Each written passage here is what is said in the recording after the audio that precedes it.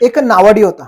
तो काय करायचा, या टोकावरून त्या टोकावर माणसांना जाऊन सोडायचा. बरोबर आहे. एक दिवशी एक उद्योजक आला आणि तो उद्योजक त्या नावामध्ये येऊन बसला.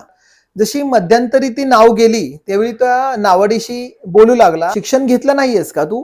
तो नावाडी बोलतो, नाही मी काही शिक्षण वगैरे घेतलं नाहीये, मला फक्त नाव चालवता येते. तर मग तो उद्योजक विचारतो की किती मिळतात तुला? तर तो बोलतो की मला 300-400 रुपये दिवसाला भेटून जातात. अरे रे रे रे, तुझं तर 25% आयुष्य तर याच्यामध्येच वाया गेलं.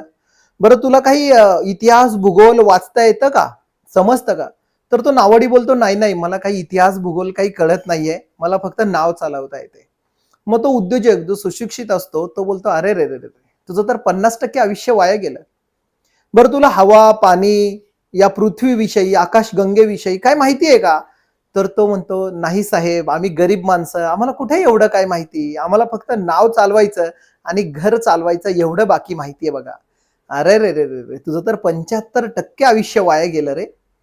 मग मध्यंतरी नाव गेल्यानंतर एक जोराचा वारा कावदान येतो आणि सुसाट्याचा वारा आल्यानंतर ती जी नाव आहे ती पाण्यामध्ये पलटी होऊन जाते. मग आता मात्र त्या नावाडीची बारी होती. आता नावाडी विचारतो त्या उद्योजकाला की साहेब तुम्हाला पोहता येतं का हो? उद्योजक म्हणतो, नाही रे मला पोहता येत नाहीये.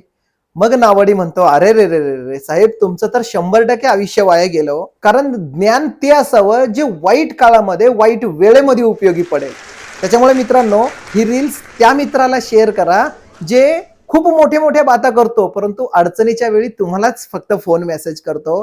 त्या मित्राला आपली व्हिडिओ पाठवा आणि लाईक शेअर आणि सबस्क्राईब करायला विसरू नका. धन्यवाद.